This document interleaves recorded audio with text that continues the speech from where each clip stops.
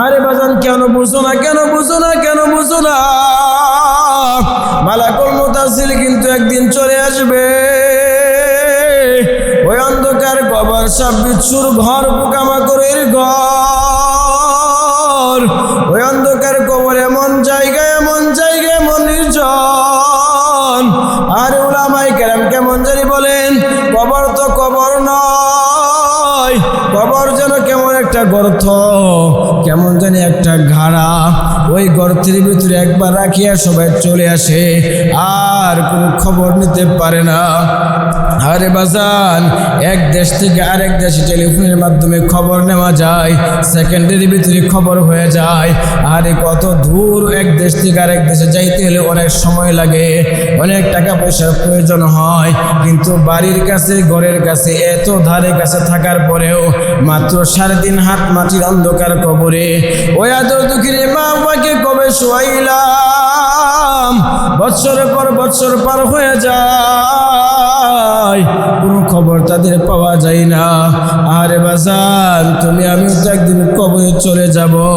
নাফরমানি করিয়া যদি কবরে যাও, দুই পাশের মাটি এমন জুড়ে চাপ মারবে। রাসূল আরবি সাল্লাল্লাহু আলাইহি ওয়াসাল্লাম সাহাবায়ে কেরামদেরকে যখন এই আলোচনাগুলো করতেছিলেন, সাহাবায়ে কেরামদেরকে ডাক দিয়ে বলো, আমার সাহাবায়ে কেরাম জানো কবরের মাটির চাপ কেমন তোমরা জানো নাকি? আমাদের দিলের ভিতরে যতক্ষণ পর্যন্ত ফিট না করতে পারবো, দিন সম্পর্কে যতক্ষণ পর্যন্ত জানতে না পারবো, ততক্ষণ পর্যন্ত আমি যতই জ্ঞানী মানুষ দাবি করি, যতই বড় বৈজ্ঞানিক দাবি করি, যত বড় ইঞ্জিনিয়ার দাবি করি, কিন্তু আসলে আমি ইঞ্জিনিয়ার হয়েছি, বড় বৈজ্ঞানিক হয়েছি, বড় ডক্টর হয়েছি, বড় প্রফেসর হয়েছি, বড় মাস্টার হয়েছি, কিন্তু আসলে এখনো পর্যন্ত আমি মানুষ হতে পারি নাই। কি বলেন, কথা ঠিক কিনা? এখনো পর্যন্ত কি হতে পারি নাই ভাই? মানুষ হতে পারি নাই। কারণ আল্লাহ তাআলা তো বলতেছেন, এটা তো আমার কথা না, বা দুনিয়ার কোন উলামায়ে কেরামের কথা না, ডাইরেক্ট স্বয়ং আল্লাহ তাআলা কালামের কথা।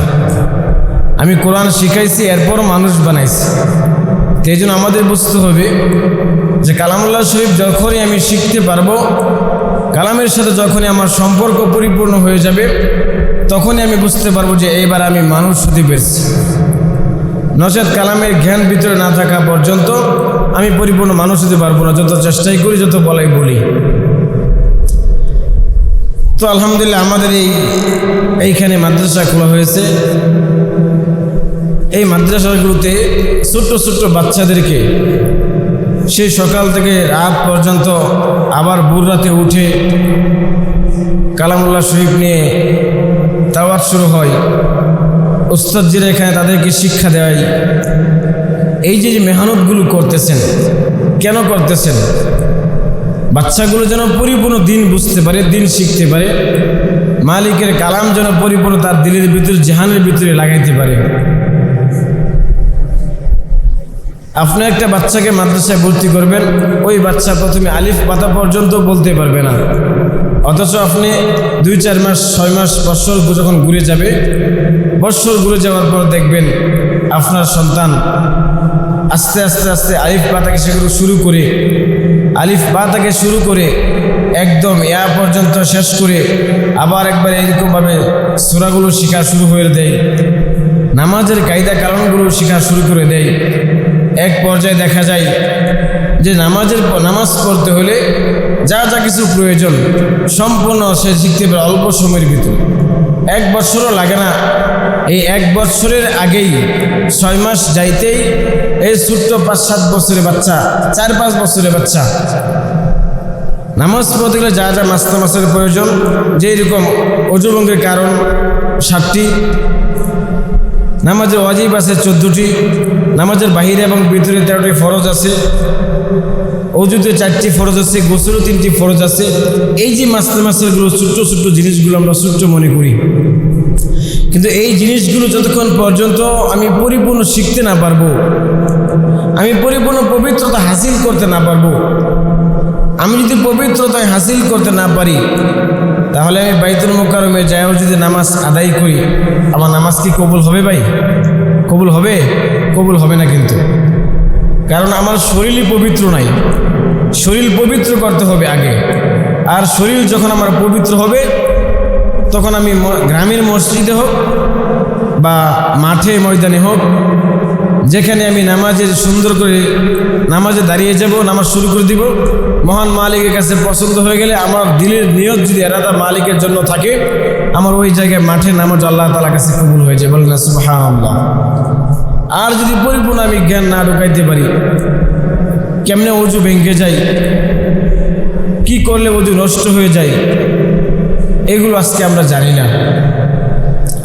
আর এগুলো না জানতে না জানতে আমার আপনার জিন্দগিগুলো আস্তে আস্তে পার হয়ে যাচ্ছে। তো এই জন্য ভাই দোস্ত বুজুর্গ, আল্লাহ তাআলা কালামের ভিতরে আরেক আয়াতের ভিতরে বলতেছেন, ইয়া আইয়ুহাল্লাযীনা আমানু কু আনফুসাকুম ওয়া আহলিকুম নারা। ও ইমানদার মুমিন মুসলমানেরা, ও ইমানদার বান্দা বান্দিরা, আমি আল্লাহ তাআলা কালামের ভিতরে জানিয়ে দিয়েছি, আমি আল্লাহ তাআলা কালামের ভিতরে ঘোষণা দিয়ে দিয়েছি, যতক্ষণ পর্যন্ত আমি মহান মালিকের ভয় তোমার দিলের ভিতরে না ঢুকাইতে পারবা, ততক্ষণ পর্যন্ত তুমি নিজেও জাহান্নামের আগুন থেকে, জাহান্নামের আযাব থেকে বাঁচতে পারবা না। তুমি নিজে জাহান্নামের আগুন থেকে বাঁচো, তোমার সন্তান, তোমার সন্ততি, বিবাল বাচ্চা, তোমার আত্মীয় স্বজন সকলকে, অর্থাৎ তোমার আহলে আওলাদদেরকে সকলকেও তুমি জাহান্নামের আগুন থেকে বাঁচাও। তাদেরকে জাহান্নামের আগুন থেকে বাঁচাও। তাদেরকে জাহান্নামের আগুন থেকে তুমি যদি বাঁচাইতে চাও, তাহলে কিন্তু মালিকের ভয়, আল্লাহ তাআলার ভয় পরিপূর্ণ দিলের ভিতরে ঢুকাইতে হবে। কথা বলেন ঠিক কিনা? একজন বান্দা তখনই তো জাহান্নাম থেকে বাঁচতে পারবেন, একজন বান্দা তখনই তো জাহান্নামের আযাবের ভয় তখন কাঁদতে পারবে, যখন মহান মালিক আল্লাহ তাআলার ভয় যখন বান্দার দিলের ভিতরে পরিপূর্ণ ঢুকাইতে পারবে, তখন কিন্তু ওই বান্দা জাহান্নামের ভয়, আযাবের ভয় চোখের পানিগুলো ছেড়ে দিবে। যতক্ষণ পর্যন্ত আল্লাহ তাআলার ভয় দিলের ভিতরে পরিপূর্ণ না আনতে পারবে, যতক্ষণ পর্যন্ত আল্লাহ তাআলার আযাবের ভয়, আল্লাহ তাআলার শাস্তির ভয় যতক্ষণ পর্যন্ত বান্দার দিলের ভিতরে না ঢুকাইতে পারবে, ততক্ষণ পর্যন্ত বান্দা নিজেও জাহান্নামের আগুন থেকে, জাহান্নামের আযাব থেকে বাঁচতে পারলো না, তার সন্তানকেও বাঁচাইতে পারলো না।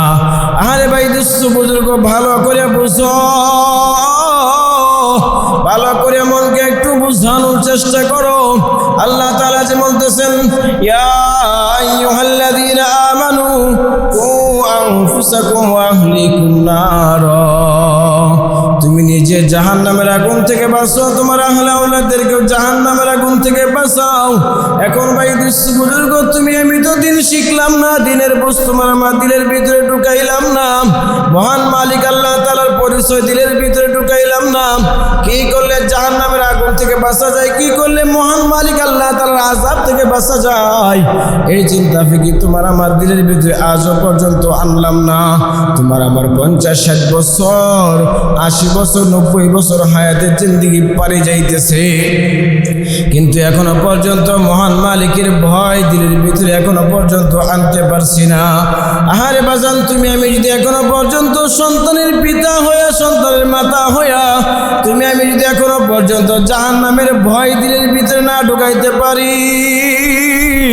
তুমি আমি যদি এখনো মহান মালিক আল্লাহ তাআলার ভয় দিলের ভিতরে না ঢুকাইতে পারি, আমি তুমি যদি জাহান্নামের আগুন থেকে, আযাব থেকে না বাঁচতে পারি, তাহলে তোমার আমার সন্তানকে, তুমি আমি আমার তোমার সন্তানকে কেমনে জাহান্নামের আগুন থেকে, আযাব থেকে বাঁচাইব? আহারে ভাই দোস্ত বুজুর্গ, বর্তমান সময়ে এমন অবস্থা তো শুরু হয়ে গেছে, এমন অবস্থা চলতেছে, এমন অবস্থা চলতেছে, মানুষগুলো কেমন জানি দিন থেকে আস্তে আস্তে শরীরে কেমন জানি দুনিয়ামুখী হয়ে গেছে।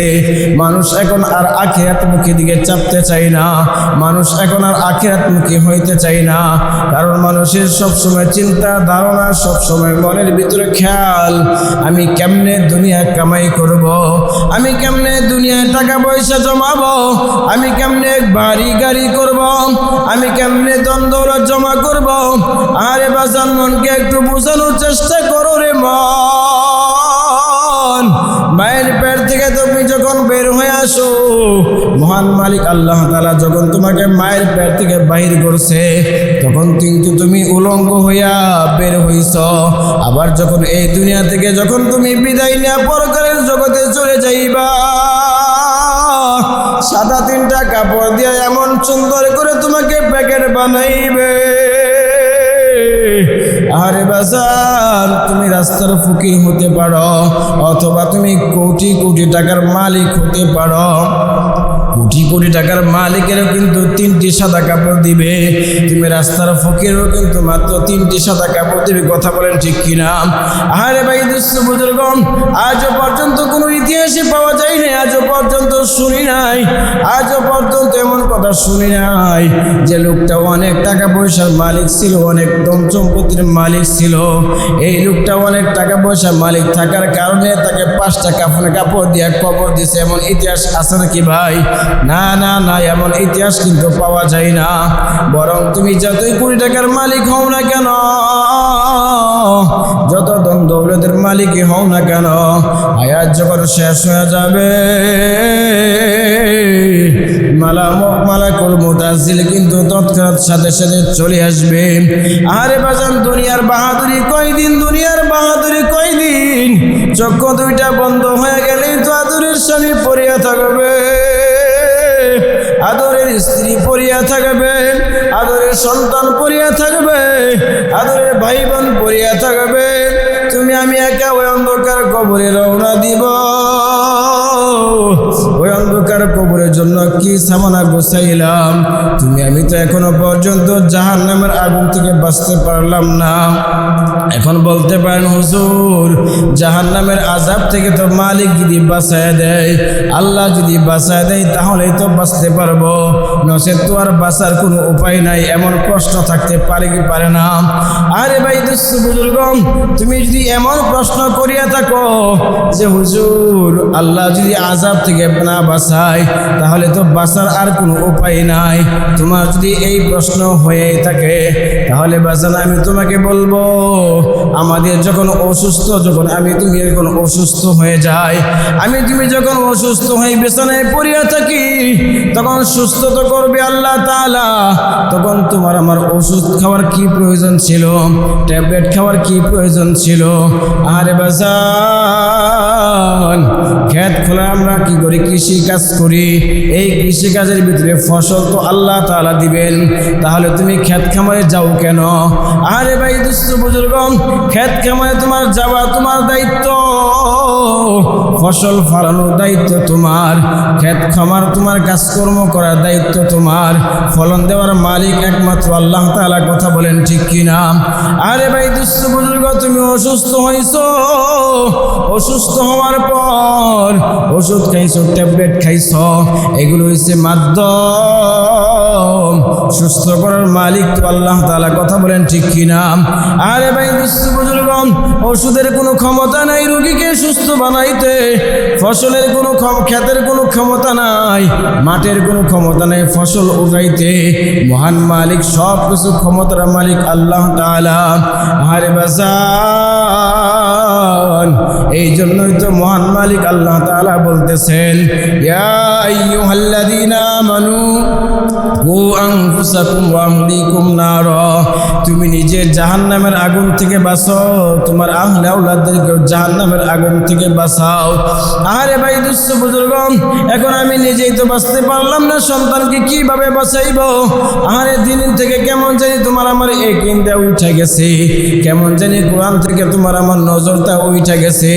এখন সকালবেলা ফজর পর 6টা 7টা বাজতে স্কুলে সন্তানদেরকে পাঠায় দেওয়া হয়। কথা বলেন ঠিক কিনা? 6টা 7টা বাজতেই সকালবেলা মক্তবে না পাঠায়া স্কুলে পড়ানোর জন্য সন্তানকে পাঠায় দেওয়া হয়। আরে বাজান, স্কুলে তোমার সন্তানকে পড়াও, তুমি মাস্টার বানাও, ইঞ্জিনিয়ার বানাও, বৈজ্ঞানিক বানাও, বড় ডক্টর বানাও, বড় প্রফেসর বানাও, কোনো সমস্যা নাই, কোনো সমস্যা নাই। তোমার আমার চিকিৎসার জন্য ডক্টরের দরকার, তোমার আমার কাজ করার জন্য, বাড়িঘর করার জন্য ইঞ্জিনিয়ারের দরকার, তোমার আমার বিশেষ বিশেষ কাজের জন্য বিশেষ বিশেষ ব্যক্তির দরকার। কথা বলেন ঠিক কিনা? এগুলো তোমার আমার আমার সন্তানকে শিক্ষা দাও, কোনো সমস্যা নাই। তবে কত হইল বাজান, তোমার আমার সন্তানকে 7-8 বছর আগেই, 7-8 বছর বয়স হওয়ার আগেই তোমার আমার সন্তানকে আগে কোরআনের শিক্ষা, দ্বীনি শিক্ষা, যে শিক্ষা মহান মালিকের শিক্ষা, এই শিক্ষা যদি তোমার আমার সন্তানের ভিতরে আগে আমি ঢুকাইতে পারি, তোমার আমার সন্তানের দিলের ভিতরে যদি কোরআনের শিক্ষা ঢুকাই দিতে পারি, তোমার আমার সন্তান বড় হইয়া ডক্টর হইয়াও, তোমার আমার সন্তান ইঞ্জিনিয়ার হইয়াও 2 নম্বরই করতে পারবে না। কথা বলেন ঠিক কিনা? তোমার আমার সন্তানের দিলের ভিতরে যখন কোরআন থাকবে জানা, তোমার আমার সন্তানের যখন মালিকের বই দিলের ভিতরে থাকবে, তখন কিন্তু ওই সন্তান আর 2 নম্বরই করতে পারবে না, আর উল্টা পাল্টাও করতে পারবে না, নাফরমানিও করতে পারবে না। কথা বলেন ঠিক কিনা? আরে ভাই বিশ্ব বুজুর্গ, যখন তোমার আমার সন্তানকে কোরআন ব্যতীত শুধু দুনিয়ামুখী বানিয়ে দিব, আরে আজকে তো মা বাবা বাধ্য হয়ে সন্তানদেরকে জাহান্নামের দিকে ঠেলে দিচ্ছে। কেমন জানি সন্তানের পিতা মাতা হইয়া, কেমন জানি সন্তানের পিতা মাতা হইয়া সন্তানকে কেমন জানি জাহান্নামের দিকে ঠেলে দিচ্ছে। কেমন ভাবে ঠেলে দিচ্ছে জাহান্নামের দিকে? আরে বাজান, তোমার আমার সন্তানের 5-7 বছর 8 বছর হয়ে গেল, আমার তোমার সন্তানকে আজ পর্যন্ত একদিন কোনোদিন মক্তবে পাঠাই নাই, কোনোদিন মাদ্রাসায় কথা পড়ি নাই। তোমার আমার সন্তানকে স্কুলে যাওয়ার জন্য প্রতিদিন তাকে কথা বলা হয়, কোনোদিন দিন শিক্ষার জন্য, কোরআন শিক্ষার জন্য কোনোদিন কথা বলা হয় নাই। আরে বাজান, কেন বুঝো না, কেন বুঝো না, কেন বুঝো না? মালাকুল মুতাসিল কিন্তু একদিন চলে আসবে। ওই অন্ধকার কবর, সাপ বিচ্ছুর ঘর, পোকামাকড়ের ঘর, ওই অন্ধকার কবর এমন জায়গায়, এমন জায়গায়, এমন নির্জন। আর উলামায়ে কেরাম কেমন জানি বলেন, কবর তো কবর নয়, কবর যেন কেমন একটা গর্ত, কেমন জানি একটা ঘাড়া। ওই গর্তের ভিতরে একবার রাখিয়া সবাই চলে আসে, আর কোনো খবর নিতে পারে না। আরে বাজান, এক দেশ থেকে আরেক দেশে টেলিফোনের মাধ্যমে খবর নেওয়া যায়, সেকেন্ডের ভিতরে খবর হয়ে যায়। আরে কত দূর এক দেশ থেকে আরেক দেশে যাইতে হলে অনেক সময় লাগে, অনেক টাকা পয়সার প্রয়োজন হয়, কিন্তু বাড়ির কাছে, ঘরের কাছে, এত ধারে কাছে থাকার পরেও মাত্র 3.5 হাত মাটির অন্ধকার কবরে ওই আদর দুঃখীর মা বাবাকে কবে শোয়াইলাম, বৎসরের পর বৎসর পার হয়ে যায়, কোনো খবর তাদের পাওয়া যায় না। আরে বাজান, তুমি আমি তো একদিন কবরে চলে যাব, না ফরমানি করিয়া যদি কবরে যাও, 2 পাশের মাটি এমন জুড়ে চাপ মারবে। রাসূল আরবি সাল্লাল্লাহু আলাইহি ওয়াসাল্লাম সাহাবায়ে কেরামদেরকে যখন এই আলোচনাগুলো করতেছিলেন, সাহাবায়ে কেরামদেরকে ডাক দিয়ে বলো, আমার সাহাবায়ে কেরাম জানো কবরের মাটির চাপ কেমন তোমরা জানো নাকি? ও ইয়া রাসূলুল্লাহ, ইয়া হাবিবাল্লাহ, আল্লাহ এবং আল্লাহ রাসূল ভালো জানেন। ও আমার সাহাবায়ে কেরামরা খুব ভালো করে শুনো, মনকে বোঝানোর চেষ্টা করো। ও আমার সাহাবায়ে কেরামরা, কবরের পাশের মাটি, কবরের মাটি এমন জোরে বান্দাকে চাপ দেয়, কেমন জানি এক পাজরের হাড় আরেক পাজরের ভিতরে ঢুকিয়া যায়। রাসূল আরবি সাল্লাল্লাহু আলাইহি ওয়াসাল্লাম সাহাবায়ে কেরামদেরকে যখন এই কথাগুলো বলতেছিলেন, এক হাত আরেক হাতের আঙ্গুলের ভিতরে এইভাবে ঢুকায়া দেখাই দিয়েছেন, আমার সাহাবায়ে কেরামরা ডান পাজর হাড় বাম পাজরের ভিতরে এইভাবে ঢুকিয়া যাবে। আরে বাজারে একটু কি চিন্তা করছো? কি নিয়ে কবরে রওনা দিলাম? হেলায়া খেলায় তো জিন্দগি পার করে দিচ্ছি রে বাজান, হেলায়া খেলা কয়দিন আর চলবা? একটা সময় কিন্তু মায়ের পেটের ভিতরে তুমি আমি বসবাস করছি, একটা সময় মায়ের পেটের ভিতরে ছিলাম। মায়ের পেটের ভিতরে থাকার পর কিন্তু একটা নির্দিষ্ট সময় ছিল, কথা বলেন ঠিক কিনা? মায়ের পেটের ভিতরে থাকাও কিন্তু একটা নির্দিষ্ট সময় ছিল। ওই মায়ের পেটের নির্দিষ্ট সময় যখন শেষ হয়ে যায়, যখন সময় শেষ হয়ে গেছে, তখন কিন্তু মহান মালিক আল্লাহ তাআলা মায়ের পেট থেকে বাহির করিয়া দিছে, এই দুনিয়ায় পাঠায়া দিছে, এই দুনিয়ায় নিয়ে আসছে। আরে বাজান মনকে বোঝানোর চেষ্টা করো। আর এই দুনিয়ায় পাঠানোর পরেও তোমাকে আমার কিন্তু একটা নির্দিষ্ট সময় আছে, একটা নির্দিষ্ট টাইম আছে। এই নির্দিষ্ট টাইম সময় যখন তোমার আমার শেষ হয়ে যাবে, ঠিক সময় মতো কিন্তু মালাকুল মউত আজিল চলে আসবে। মালাকুল মউত আজিল সময় মতো আসিয়া তোমার আমার রূহটা বের করে নিয়ে যাবে। এই দুনিয়া যত চেষ্টাই করো না কেন থাকতে পারবা না। তোমার আমার সাথে কত মানুষ একই সাথে চলাফেরা করতো, একই সাথে কথাবার্তা বলতো, হাট ঘাটে বাজারে একসাথে চলাফেরা করছ। আর এই এলাকা থেকে কত মানুষ তো কবরের জগতে চলে গেছে। কোন দিন জানি মালাকুল মউত আজিল আসিয়া তোমার আমার সামনে হাজির হয়। একটু বুঝানোর চেষ্টা করো। ওরে মান, তুই কি নিয়ে কবরের দিকে রওনা করছ? কি নিয়ে কবরের দিকে রওনা করছ? হারে ঠিক মতো নামাজ তো আদায় করা হয় না। রমজান মাস পায়, রমজান মাসে রোজাগুলো ঠিক মতো রাখা হয় না। আরে কেমন জানি না ফরমান বান্দা হয়ে গেলাম, কেমন জানি বদকার বান্দা হয়ে গেলাম। হায়াতের জিন্দিগির দিকে তাকাইলে দেখি না ফরমান হওয়া ছাড়া বিকল্প আর কিছু হতে পারি নাই। এই জন্য বাজান হাতে পায়ে ধরিয়া বলিয়া যায়, হাতে পায়ে ধরিয়া অনুরোধ করিয়া বলিয়া যায়, মহান মালিক আল্লাহ তাআলা যে বলছেন, ইয়া আইয়ুহাল্লাযীনা আমানু কু আনফুসাকুম ওয়া আহলিকুম নারা। তুমি নিজে জাহান্নামের আগুন থেকে বাঁচো, তোমার আহলে আওলাদকেও জাহান্নামের আগুন থেকে বাঁচাও। কেমন ভাবে বাঁচাইবা? অর্থাৎ তুমি নিজে দিন শিখবা, তুমি মহান মালিক আল্লাহ তাআলার হুকুম মতো চলবা। তোমার সন্তান, তোমার সন্ততি, অবিবাল বাচ্চা যারা আছে তাদেরকেও তোমার দিন শিক্ষা দিবা, তাদেরকে দিনের কথা বুঝাইবা, তাদেরকে দিনের দাওয়াত দিবা, তাদেরকেও নামাজের তালকিন দিবা। তাহলে তুমি কিন্তু জাহান্নামের আগুন থেকে বাইসা যাইবা।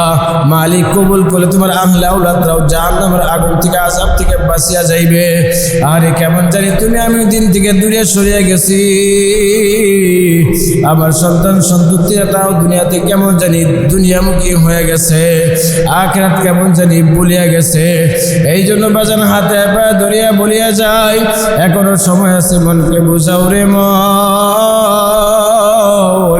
কোন দিন জানি মালাকুল মউত আজিল আসে হাজির হয়, কোন দিন জানি কবরে মাটির ডাকে সারা পড়িয়া যায়।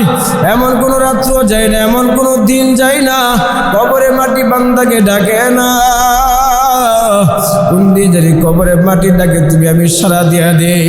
আরে বাজার মসজিদের খাটকি কিন্তু তোমার আমার বাড়ির ভিতরে একদিন চলে আসবে, তোমার আমার বাড়িতে কিন্তু একদিন মসজিদের খাটকি চলে যাবে।